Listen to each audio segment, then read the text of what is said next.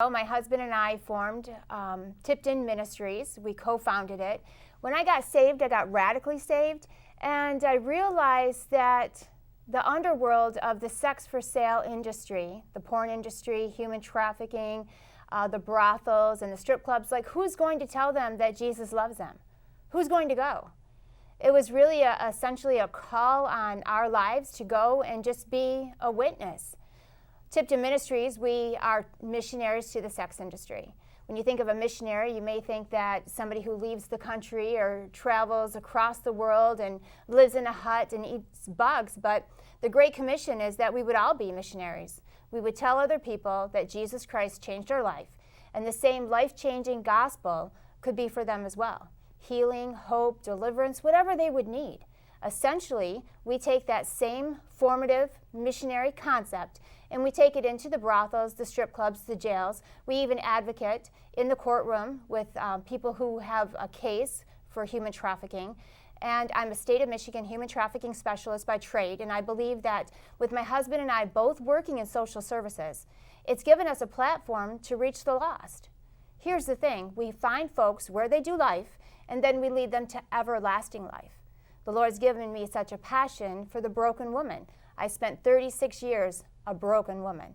My husband, Pastor Doug Tipton, is my third husband. So when we go into the streets or the jails or the strip clubs, I understand what it's like to have an open CPS case, or be on food stamps, or homeless, or not knowing how you're going to pay your bills, because I remember those desperate times as well. Not that I was ever a dancer or a stripper, but I gave it away for free. At the end of the day, Jesus Christ changed my life, and the same hope of the gospel that changed my life can be for anyone. When you have those audacious prayer times with the Holy Ghost, you know, He answers those real, raw prayers. And I heard, whether it was an audible voice in my ear or a spiritual voice in my heart, I heard the Holy Ghost say, "You're going to go get a strip club." And I was like, Lord, what does that mean? Go and get a strip club. And so my husband and I, we started this season of fasting and praying. You should never do anything without seeking the Lord and for directions. Many times we get a word from the Lord, we write it down in our journal, and we take off running, but we've missed the rest of the instructions. We've missed the heart of the Father. We've heard something, we run with it, but we haven't stuck around and lingered in prayer and fasting to get rest of the directions. Right. So we spent the next 6 weeks in fasting and praying, and we didn't know what that looked like. I told you I was never a dancer, and so what does that look like? And we seen a few things. The Lord had revealed a few things through some visions, and my husband has an amazing vision that he had wrote down, and he's told it 100 times, but he essentially seen a scrim, a creature holding up a sheet of a storm, and when he rebuked the creature, he moved that screen, and the glory of the Lord came in behind, and my husband was able to say, it's not what we think it is. It's not as dark and ominous as we think that it is. Yes, it is the underworld. We should be very, very careful whenever we go into the enemy's camp. We need to be prayed up, fasted up. We need to be ready. But those people were, the ground was ready for us. So we rented a table like this, and we opened this for counseling. And so dancers and bartenders and bar backs and managers, well, first of all, they all got real stuff going on. Think about this. Nobody walks into a strip club who is whole. Nobody walks into a strip club for a job that hasn't already been devastated with trauma and brokenness and needs a spiritual healing. You can know that already. So when we essentially rented a table, and we just opened it for counseling, and hey, how can we pray for you? How can we believe God for you? Right. You know, it's not about the job. You know, whether or not, I don't have a job to give anybody. If they left a strip club, I don't have a job to give them. I have hope. I have resources. But, you know, it's not about the job.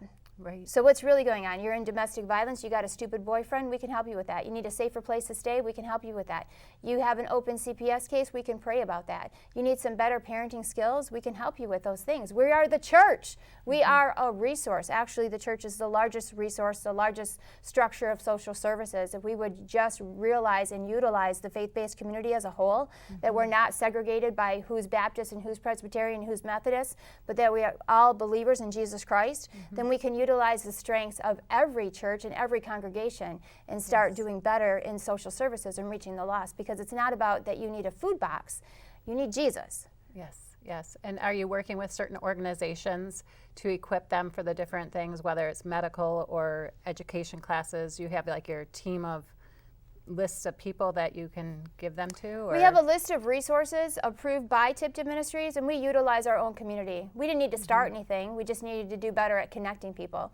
So creating those contracts with people, saying, listen, if I send somebody here, whether it's at the tattoo shop, she needs to be unbranded. If you're not familiar with human trafficking, many of the victims of human trafficking have been branded, whether by a tattoo or a scar or a burn that identifies that victim belonging to a certain trafficker. As we have advocated, well, I worked on 116 cases last year alone of human trafficking, but it's the last thing to go in the healing. When we first designed this contract and set up a debit account at the tattoo shop, essentially we paid for the ink and the sterilization kits. We realized that cost real money.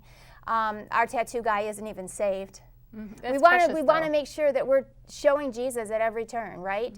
But he does use his time and his talent as a gift, and we appreciate that.